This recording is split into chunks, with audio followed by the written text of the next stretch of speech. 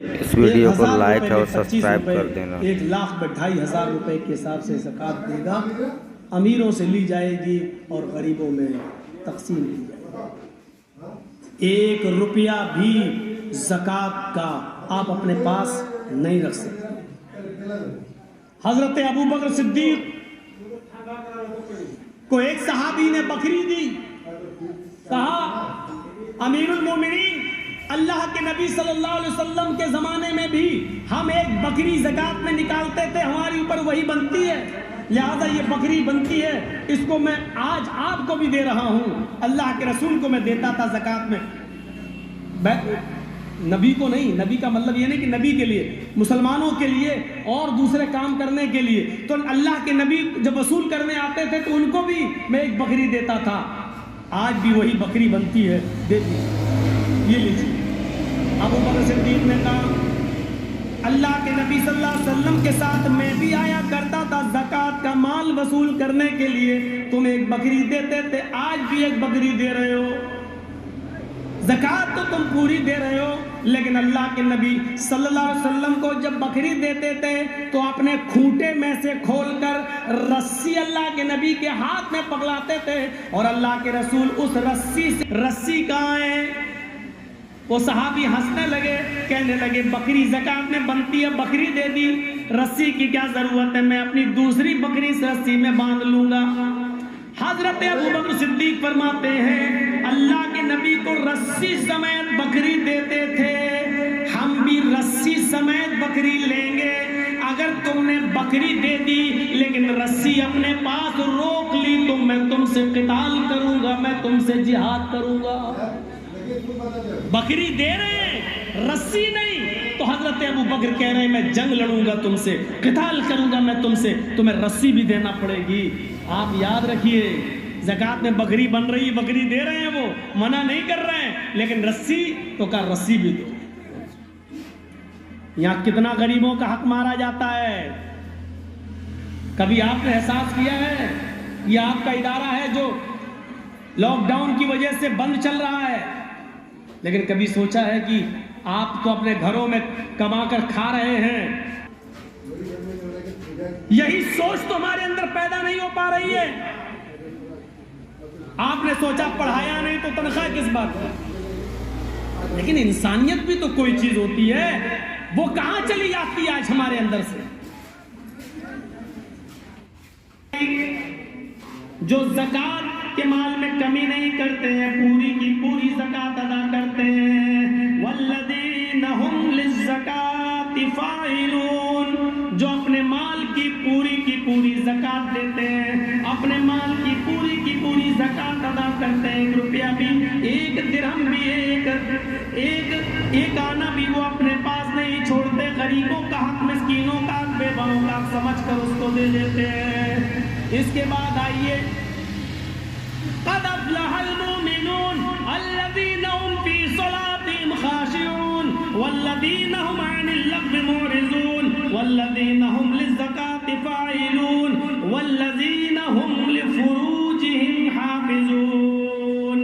आज के मुआशरे और सोसाइटी और आज के समाज पर जबरदस्त कुरान करीम की इस आयत को इस रुकू में पेश किया गया है। और जो अपने गुप्तांग की, अपनी शर्मगाह की हिफाजत करते हैं, 2 माना है इसका, शर्मगाह की हिफाजत का। ये नाभि जिसको आप बोलते हैं बंगला में, नाफ से लेकर घुटने तक इतना हिस्सा मर्द से भी छिपाएगा, इतना याद रखिएगा। नाभ से लेकर घुटने तक, यहां से यहां तक, इतना हिस्सा मर्द से भी छिपाएगा और इतना हिस्सा औरत से भी छिपाएगा। मर्द के इस सतर पर नजर नहीं डाल सकता और इतना हिस्सा औरत भी किसी औरत के जिस्म पर, सतर पर, इतने हिस्से पर नजर नहीं डाल सकती शरीयत की नजर में। अब सुबह वॉकिंग में जाना, और टहलना और सिर्फ पैंटी पहन लेना, अंडरवियर इतना घुटने से ऊपर, और उसी में जॉगिंग करना जेब देता है। और फिर जब मर्द का ये हिस्सा नहीं देख सकता तो फिर लड़कियों का उस हिस्से पे नजर डालना, और यहां से लेकर यहां तक का हिस्सा लड़की से भी, औरत से भी छिपाएगी। लेकिन आज घुटने से ऊपर जितना कपड़ा आ रहा है उतनी ही वो आज मॉडर्न लड़की कहलाई जा रही है। एक बात मैं डंके की चोट पे कहता हूं, और ये बात यहां नहीं बंबई वगैरह में कहता हूं, क्योंकि बंबई वगैरह का माहौल ज्यादा वैसा है। एक पहचान बताई है मैंने, जिस लड़की के जिस्म पर जितने कम कपड़े आप देखो, आज भी ये पहचान बता रहा हूं आपको, मेरी मां बहनें भी सुन रही हैं, सुने, और उन्हीं को सुनाने के लिए मैं बोल रहा हूं। जिस लड़की के जिस्म पर जितना कम कपड़ा होगा, समझ लेना कि ये उतने ही बड़े बाप और उतने ही अमीर बाप की बेटी है। कपड़ों के साइज की कमी उनके मां बाप की दौलत का एड्रेस देती है, पता बताती है कि इनका बाप कितना अमीर है। ये किसान आंदोलन में अगर कामयाब हो गए ना आज, तो ये मान के चलिएगा कि अब ये अगला निशाना फिर ये बोलेंगे, इतना बड़ा एहतिजाज जब हमने नाकाम कर दिया तो अब लागू कर दो ये। और यहां अगर फेल हो गए तो उनको डर यही है कि अब फिर मुसलमान लोग कहीं फिर से एनआरसी और सीए के खिलाफ मोर्चा ना खोल लें और किसान भी उनकी मदद के लिए ना आ जाएं। ये सब हमारे सरों पे मुड़ला रही है, ये सारी चीजें हमारे सामने मौजूद हैं, ये याद रखना। तकरीर करता हूं मैं मालदा में, बोला मैंने मालदा में, जीते तो वतन मुबारक, हारे तो कफन मुबारक, बोले हम मालदा कलिया चक में, और केस होता है मौलाना जर्जीज के ऊपर इटावा में। केस होने के बाद आज तक अभी तक कोई वारंट भी नहीं आता।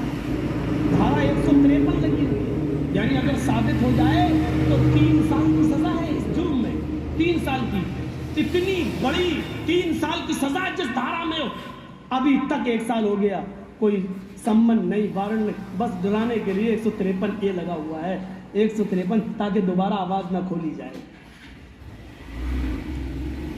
किसी पार्टी में अभी मैं शामिल हो जाऊं, किसी भी पार्टी में अगर मैं चला जाऊं, बीजेपी छोड़कर किसी भी पार्टी में चला जाऊं, तो अभी हम अंदर हो जाएंगे, अभी हम अंदर हो जाएंगे। क्यों? प्रेशर